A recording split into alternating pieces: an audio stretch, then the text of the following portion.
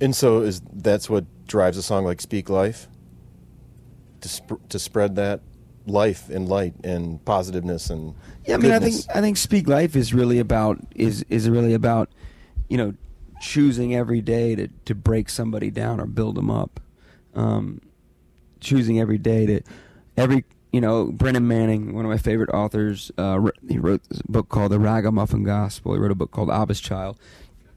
He said, he's a Catholic priest that had his doubts, struggled with alcohol, just went through all this crazy stuff, ends up in a cave somewhere. But anyway, the bottom line is he's a great author and a guy that I like to read through his stuff. And he just said one time we had this silent retreat with him, DC Talk, and this was years ago, and he said, every person you come in contact with leaves either more encouraged or more discouraged by you. There is no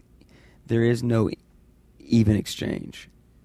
I don't know if he said even exchange. Neutral. There's no neutral exchange. You leave everybody feeling more filled with life or more discouraged. And that's resonated with me for a long time, and I've always wanted to write a song about that. I ended up co-writing it with a guy named Ryan Stevenson, who had a handle on the hook, and I was like, oh, that is really not. I've always wanted to go down that theme. So it just, to me, it reminds me that whether I'm out in the hall, in the venue, signing an autograph, or whether I'm buying a coffee from a barista, I have a chance right there to encourage that dude to speak life.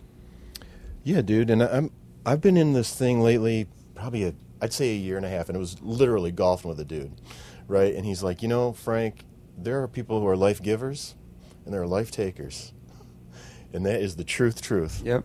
And I'm always sort of on edge a little bit because I always want to be a life giver, but there are times when I'm the guy in the needy mode, right? Yeah. And it's an interesting phenomenon that people sort of have almost an aura around them. I agree, and you know what?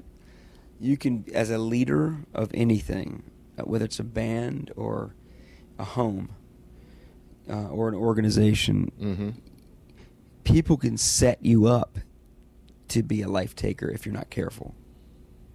You know what I mean? Even as the leader of the organization? No, the leader, because it's easy to take when you're the leader. It's easy to be served versus serve. It's easy to be loved versus love.